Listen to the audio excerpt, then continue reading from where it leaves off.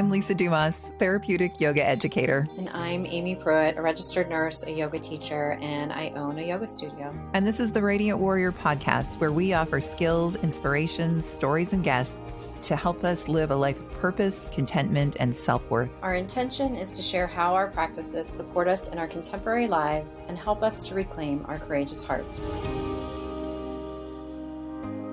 Good to speak to you in these unprecedented times. In your role as a registered nurse, I know that you have a lot of valuable information for us. You're really on the front lines from Columbus, Ohio, and so you'll be sharing a lot with us in this episode. But I thought the way we could start this episode is to maybe talk just a little bit about, what's going right. Because I don't know about you, but every morning, the first thing that I do is pick up the phone and I'm hit with more and more sobering news. And it's all, we need to know, we need to be informed, but also let's remember that as we record this, today is still the first day of spring. And there is still a lot to be grateful for. Yeah. What's going right? So I am healthy. All the babies are healthy. All of our needs are being met currently. We have what we need in the house. So those are things that I'm very grateful for. Mm-hmm. How about you? What's going right? Here in Vancouver, spring has sprung. So the weather has been absolutely magnificent. And in fact, when we go outside for walks, we've been self-isolating since before the weekend, but we go outside for walks every day. There's like a cognitive dissonance almost because you're outside. Daffodils, tulips, crocuses everywhere. The cherry blossom trees have begun to bloom, and people are riding their bikes and walking and in the park and walking their dogs. And it just feels like joy, which I appreciate because I experience that when I am out in nature. So it's easy to forget. Mm-hmm. It's easy to forget what we're in the midst of as a global community. And here too, we are all healthy. We have been taking care of ourselves. We have been isolating. We have been following guidelines. It has given me the opportunity to almost feel more connected than I do in my typical day because I'm making a point to reach out to the people that I love around the world to check in with them, see how everybody's doing. And it's nice to have everybody at home. But it's almost hour by hour how we feel. I know that we've all been affected by what's going on in so many different ways based on what's been lost and what's been canceled. And here in this house, over the last couple of days, there has been a lot of hopelessness and a lot of negative emotion because we first found out, as many of us are in the same boat, that it's not just that March break is going to be longer here, but school is canceled. And our daughter is in her graduating year, as so many are. And what does that mean? Does that mean never a cap and gown in her life? There's so much unknown, which is also such an uncomfortable place for human beings to be, in this place of unknown. She picked out a beautiful prom dress, and she's wondering, will she have a chance to have a prom? And most importantly for her, she's in this specific program in school where the entire school year is centered around this one extravagant Broadway style musical that they put in. It's called this main stage program, and it's what these kids focus on every day. They're at school till 8:00 at night, and then they put on a week's worth of shows. And at first, the news was that it was just going to be delayed and the show would go on. And now it's canceled indefinitely. So that was a blow. That was my daughter's purpose. And, when that is stripped away, our purpose, for me, that's a huge challenge because something similar happened in my life yesterday. Those of you who listen here in Vancouver, you've probably already learned that the cluster of studios that I have called my home studio for the past 5 years, Semper Viva Yoga, which has been just a integral part of the Kitsilano community, closed its doors, not just temporarily, but for good. Mm-hmm. And that was a huge shock because that's my entire, that's really such a huge part of my life here in Vancouver is planning for those classes. And each class that I go to, it's like I walk into the room and there's 40 friends because, there's a lot of regulars that come, and I don't see those people in any other context. And I'm going to miss those people. And I haven't had a chance to say goodbye. Mm-hmm. So, like so many of us, we pick up our phones and it's like a wallop to the gut because something else has changed. Something else is out of our control. That's hard for us. But this one I'm still processing, and I'm going to have to probably create some space for myself to grieve this, to cry that I'll never be able to stand in those spaces again and teach in those spaces again. And it offered so much, so much to me. That community was precious. It's a huge loss. It's a huge, huge loss in this city. So there's just a lot of collective grief going on, Aimee. What's it like there? Like, I can tell our listeners what it's like here, but what's it like there? I only have such a small lens for that because I have been isolating. Mm-hmm. So my life is in the house and then my life is going on the walk. So what I see outside, like I said, it's not congruent with what I'm Mm-hmm. seeing in the news because it's so beautiful. And this is the time in Vancouver where it has always felt like such a celebration because Mm-hmm. the clouds part and there's the sunshine and there's just so much gorgeous growth. So Are things open? not bars and cafes, not schools. Mm-hmm.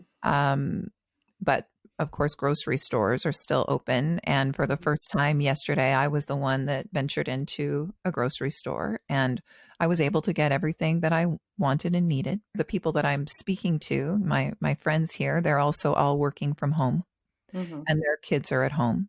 So, they're thinking about how to navigate working from home and also homeschooling.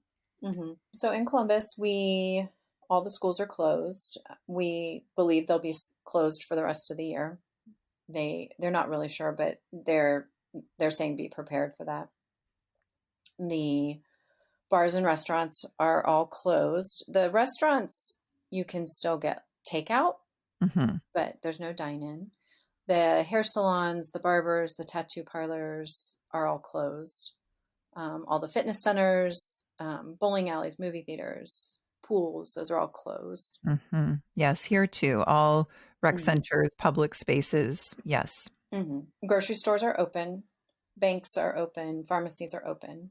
Our director for the Ohio Department of Health has come in and every day with our governor then signed orders to then shut down another industry. Thankfully, I'm so thankful for her. I just cannot say enough about her. I feel like she is going to save millions of lives with these decisions that she's making to close these institutions and close businesses. We shut down our election on Tuesday. We were supposed to have an election on Tuesday, and we did not have it because they were fearful of people waiting in line at the polls.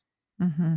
And so we shut down our primary. I just am so grateful for her because she's making these decisions that are not popular decisions for everybody, drastically affect people's livelihood and their ability to make money, but yet she still is doing it because she cares about us and she wants to save as many lives as she can. So I just pray that the nation, because this is kind of falling on a state by state decision making level, I just pray that the rest of the country and maybe the rest of the world follows suit with how aggressive these actions have to be to keep people safe.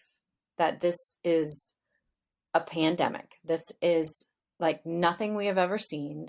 It will take every single person's immense effort and sacrifice to get a hold of this. I'm so grateful for her. Her name's Dr. Aimee Acton. She's the director of the Ohio Department of Health. And our governor is Governor DeWine. And, I didn't really care for him. Like, he wasn't my fave. What he is doing is listening to her Hmm. because she is the expert in this scenario and he is deferring to her. And I'm so grateful because it will save lives. We have this convention here every year that Arnold Schwarzenegger puts on, and it's called the Arnold. It's a huge fitness convention. It's like a really long weekend or almost a week of competition from all over the world. People come and they compete in all these fitness and weightlifting and bodybuilding and any kind of fitness thing you could imagine. There's a competition for it. So people travel from all over the world to this convention in Columbus. And that was supposed to be 2 weeks ago. What was going on in your life 2 weeks ago? I'm sure coronavirus or COVID-19 was on your radar, but maybe Hmm. not tangible so much that you could think, oh, it's happening elsewhere in the world. But Hmm. 2 weeks ago, she had the foresight to cancel that convention. We were all kind of shocked. I was even shocked. I was like, wow, that's really aggressive. It brings in like $50 million to our city. It's a huge event. And she made an order that said that the competitions go on, but there could be no spectators.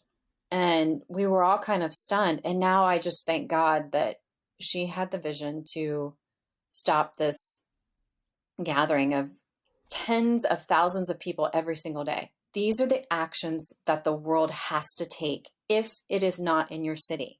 You have to take action now, like right Hmm. now, because it's coming. And I know that's scary, but I'm listening to what she's saying, and it's here. It's been here in our city far longer than we ever had the capability to test for it.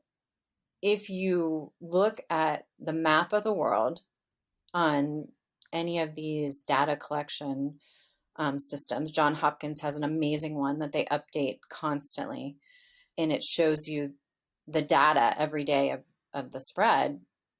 It's just everywhere. And I implore people to protect themselves in the most aggressive manner that they can. Yeah, we have to listen to our medical community because these are the people that this is all they do. This is all they think about. This is the data that they look at. This is they're privy to all of the research. We're all doing what we do, but this is what they do. So Right. they have the information we need to listen to. There's so much there because you are on the front lines. You were one of the first in your community to decide to close your yoga studio, Radiant Yoga and Wellness. Now, how was that for you? It was agonizing and heavy and heartbreaking. And I have a unique perspective because of my background in healthcare to listen to people like Dr. Acton when they are saying, do not gather, do not be in places where there are more than X number of people. And that number is changing all the time. If you recall, at the beginning of this, it was 1,000 people, and then it was 500 people, and then it was Mhm. 250, and now it's less than 10. So I started listening to her, and she was saying, don't gather, don't be in places where you can't guarantee 3 to 6 feet between people. And then I was like all other yoga studios around the world, ramping up our cleaning schedule and looking at our class sizes. And I was just terrified that somebody was going to come to class and get sick because they had made the decision to come to class.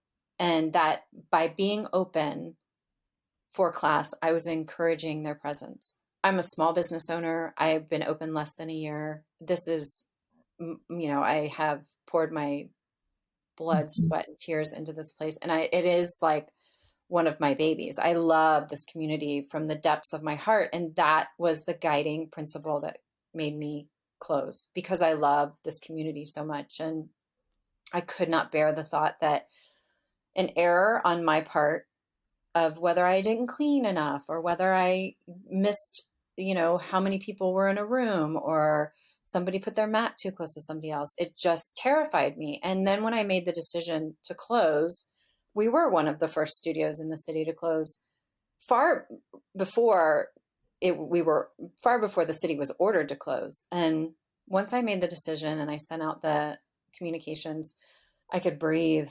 Like I could finally breathe because I didn't have to worry that somebody was going to get sick because I chose to stay open one more day.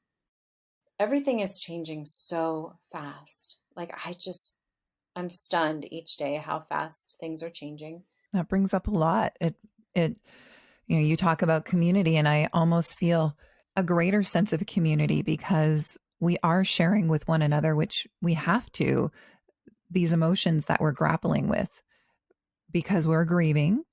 And I sent you a link, and I want our listeners to know about this podcast that I listened to called Ask Science Mike. And he talked about something called preemptive grief. This is a real thing where when there's so much unknown, when we're told something is coming and it scares us and we'll experience loss, we start to grieve preemptively, not to mention just grieving already what has been canceled and what has been lost. And then fear, so much fear. And we've talked about this on the show before. I mean, fear exists for a reason. Fear is part of what helps us survive. And things are scary. Hmm. And you and I were talking earlier this week, and we know that one of the questions of fear that we are feeling, appropriate fear, is what action needs to be taken. And we were talking about the importance of right action. And that's what I hear you talking about today, is being so much more thoughtful and mindful about the choices that we're making right now, and that how staying at home is right action. Hmm. I was texting and calling friends of mine who are still working in the emergency departments in our city, and they have a message to anyone who's listening to stay home. They are frightened and they are overworked and they are preparing for a war. And every time that you do not go outside helps the healthcare workers. Every time that you do not come in contact with another person unnecessarily helps the healthcare workers. We are really ramping up for a war. It's what it feels like. We're preparing for battle, and that's their message they asked me to send along to anyone who will listen, that are ready for this. Like, we are prepared. This is what we do. We want to help people. We want to be there in their time of need and in crisis, but we need help. It has to come from every single individual. It can't come from just the government. It can't come from just the other healthcare workers. We can't wait until the government tells us not to go outside. We have to Mhm. take it upon ourselves.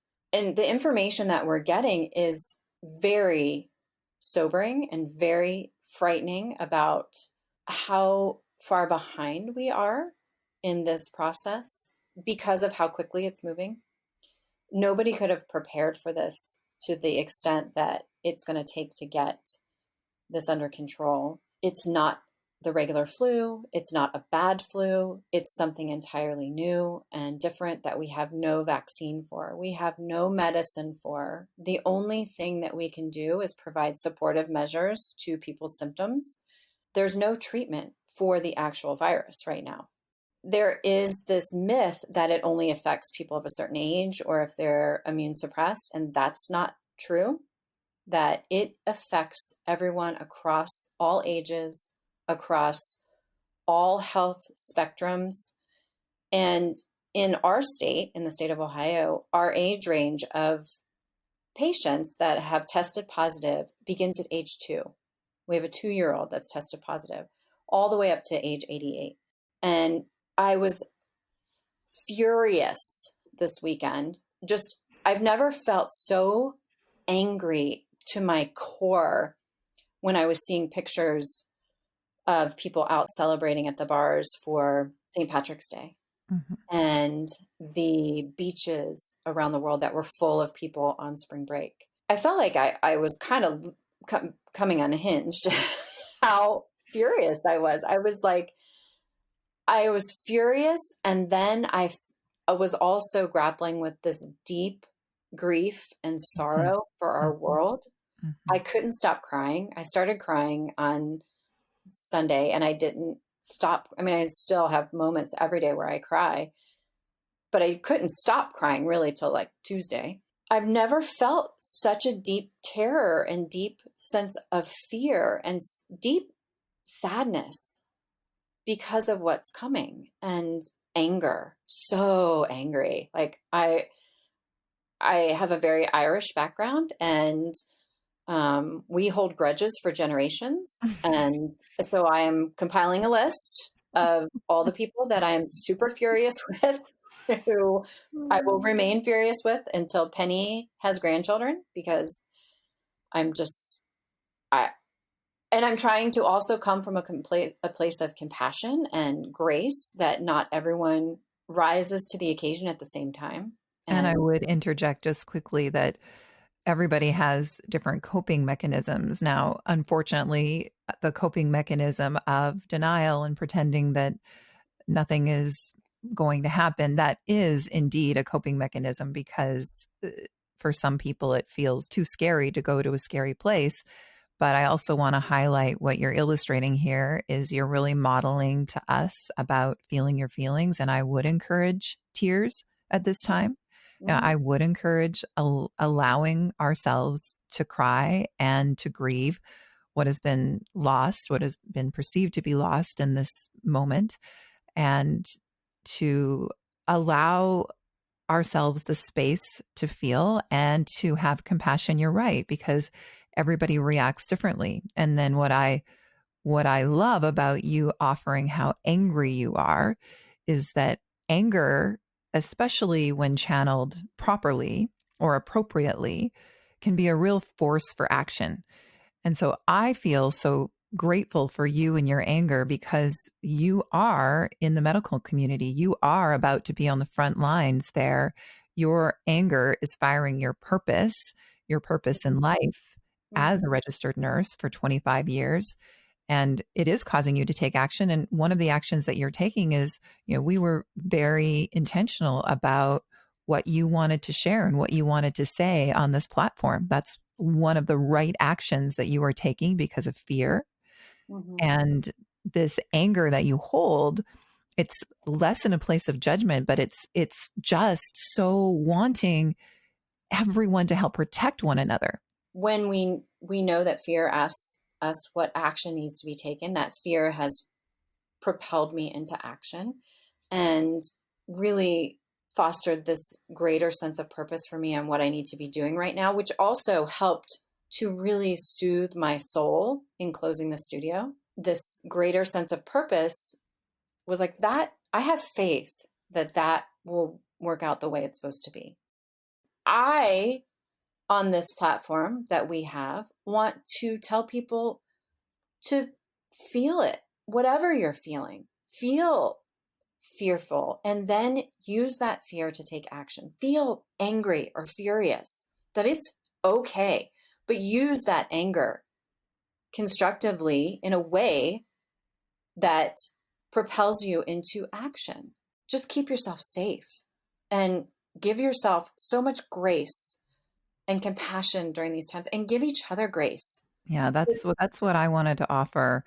For me, just speaking for me, I do need to be tethered to my practices in order to stay connected to the part of me that I always describe isn't afraid, to sort of that greater part of me, because that allows me to connect with grace, that allows me to then anchor into my purpose, because without that space to find that place in the ways that I do through practices, then I do feel like I'm spinning, which isn't helpful for me or my family that I'm holding space here for.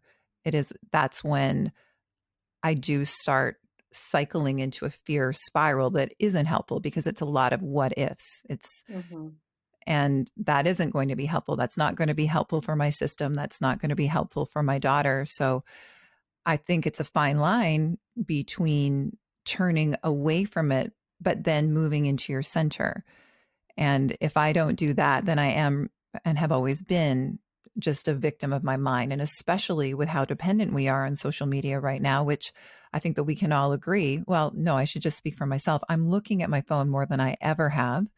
And I usually have a big boundary with myself. That's not the first thing that I pick up in the morning, but I have been.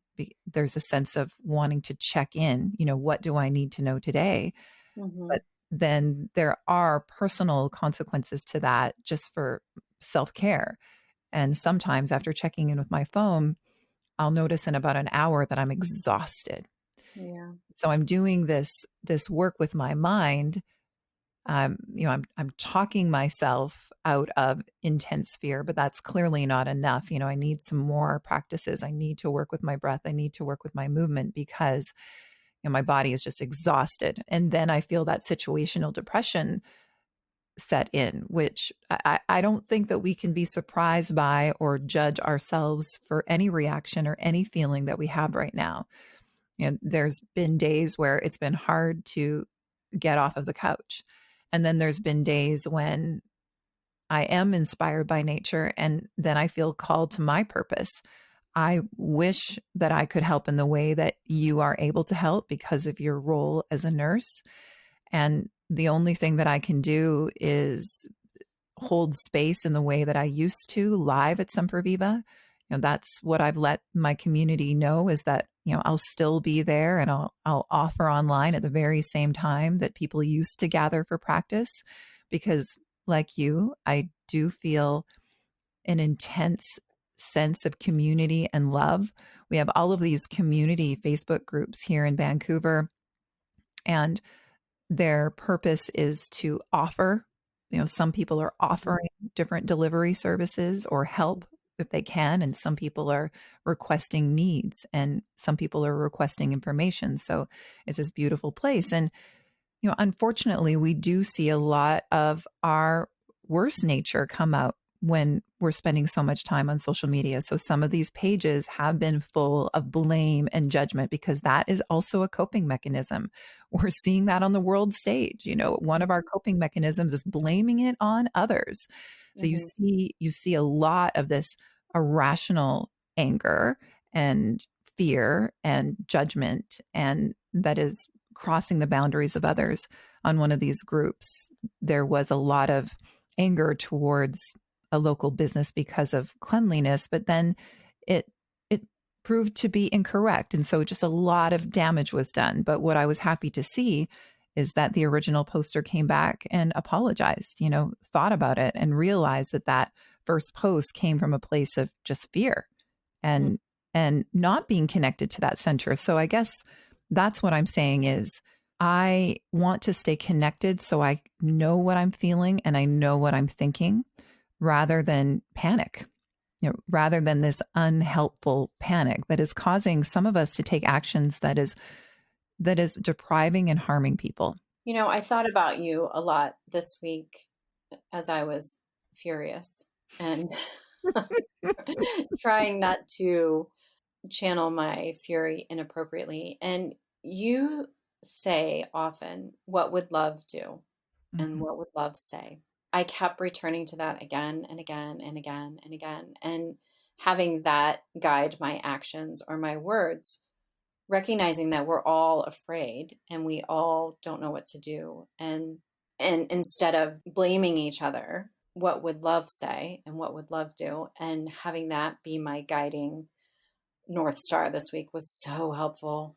Coming from that simple place, having that simple pause. What would love do? What would love say? Well, love would tell me not to buy all the things Mhm. and buy what I need. Mhm. And love would tell me to check in with everyone that I know and love and stay connected. And love would tell me to do the right thing. I would offer, can we take a few times each day or maybe just at least one time each day where we put the phone down and we turn off distractions because I don't know about you, Amy, but I have noticed how I've been wanting to distract myself more and more and more. So we have to be even more intentional about going within. And I love that you reminded that question, what would love do? And then you and I have built on the question in fear, what action needs to be taken, which is what's the most loving action that I could take right now. But in order to answer that question authentically, we need to take a few minutes. And what does that even need to look like? When I say that I need these practices, what does that need to look like? Just needs to look like sitting down and breathing, Yeah. just sitting down and allowing your jaw to relax and allowing your abdomen to relax and taking 6 to 10 deep breaths and feeling your body in your chair and feeling the air on your skin and looking around at the things that you love and appreciate, how you're comfortable in your home, thinking about the people that you love, thinking about this idea of creating an inner resource of love and safety. So remembering the people that you feel safe around, remembering what makes you feel safe, what makes you feel loved. And then it's so much easier to come from that place. And maybe we should all have that practice before we comment on any post. We should just all have that practice. And, Yeah. Nikolai, that brilliant therapist who was recently a guest on our show, he described trauma as any time we feel hopeless. And hopelessness and helplessness, it is in the air as a global community. And we've seen it described that way, this communal trauma that we're experiencing, understanding, compassion. And if our medical community is saying how we can help each other is to stay home, then that's all we're really saying. Stay home. That is the most loving action. Now, when it comes to taking action, you're going to be taking the most brave, the most loving action. I mean, really, when I did have to head out to the grocery store for the first time in probably a week, because we really waited until it was necessary for us to go, I felt such intense and deep love and almost protection Hmm. for the cashier. Yeah. Yeah. She's there 8 hours of that day, sure, wearing gloves, but and dealing with, and you can just, dealing with the panic and the fear and taking that in. I I just felt so much gratitude for her. And so I know that the world over is feeling so much gratitude for doctors and nurses and the entire medical community. What is this going to look like for you? So I'll have two roles, it looks like. I'll continue to be support for our cardiologists and in the hospital with the cardiologist, but then also the health system that I work with is setting up this command center, and I'll be a part of that as well. That is going to be like an information center where we'll kind of manage the information coming out of the hospital and guide people who are calling in, who have questions, what they should do, triaging patients, trying to give them the most up to date information about what they should be doing as far as if they're symptomatic, where they should go.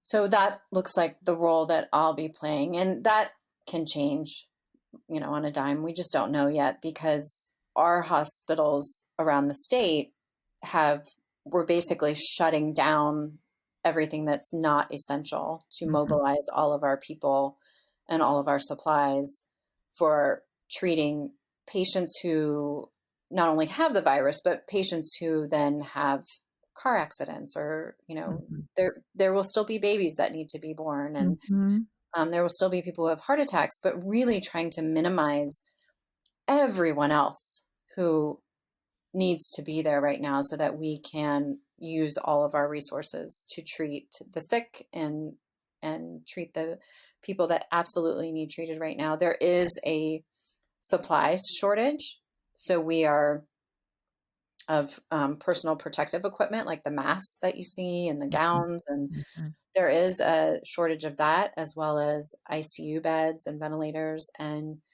so we are just rapidly every day trying to look at what we have scheduled for people and can that wait 2 months? Can their surgery wait 2 months or can their procedure wait 2 months so that we can save that bed and save that equipment and save that personal protective equipment for what's coming right now. Yeah, And so right now it's a large undertaking of remobilizing everything. But we already have patients in the hospital who have it, and so we're already seeing now patients in the hospital with it in our area. there's a lot of information about testing that I think is people need to realize. They're seeing these numbers go up drastically, but that part of that is testing has only become available in the past week for us here and around the United States. And so these numbers are likely falsely low. And you're seeing this drastic increase in numbers only because now we're able to test. I caution people to have comfort in the fact that their area doesn't have any positive tests because testing is not widely available.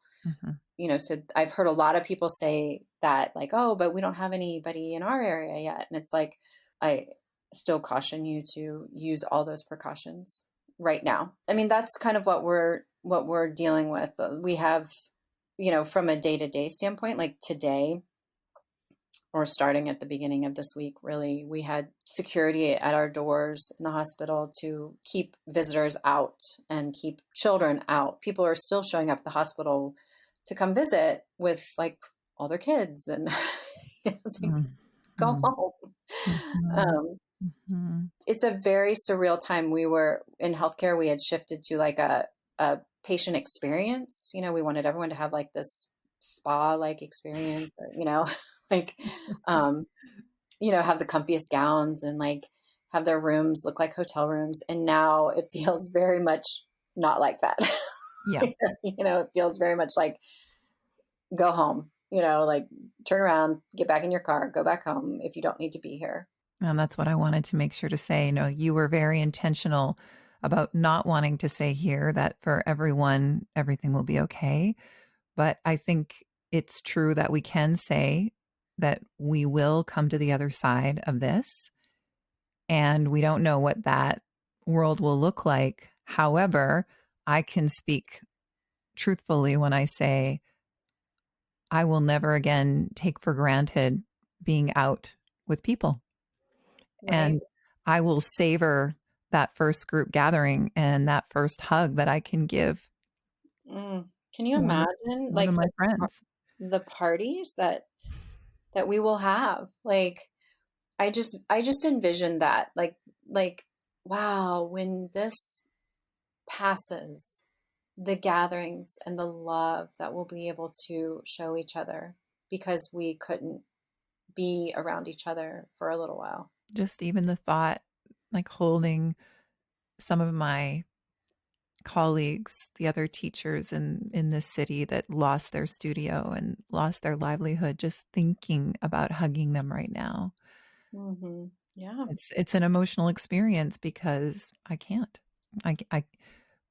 We're all going through this digitally, over 50 teachers, if you include the subs, probably about 80 teachers, their livelihoods are affected because of the closure of that studio, and we can't come together. We can't grieve together. And we have been the best that we can.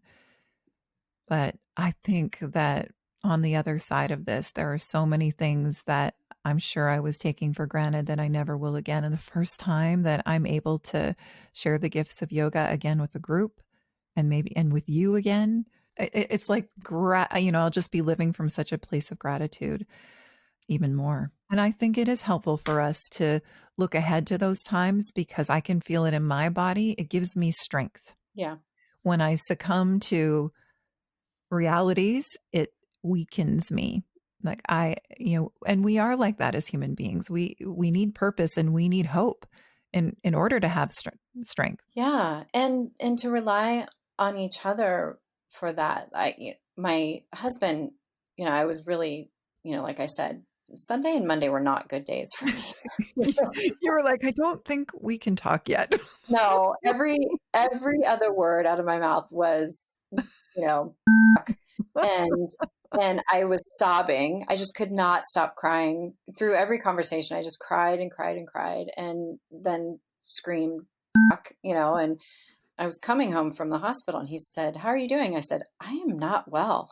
Like, I am not mentally well right now." He said, "Okay, how should I prepare?" And And that gave him purpose, that he needed to Mhm, prepare for this, mhm, crazy person that was coming home. And he had dinner cooked, and he took it upon himself on Sunday to figure out how to make turkey meatloaf. He's not like a baker or a cooker. Like he'll cook baked potatoes or he'll cook rice or whatever, but he made a turkey meatloaf from scratch.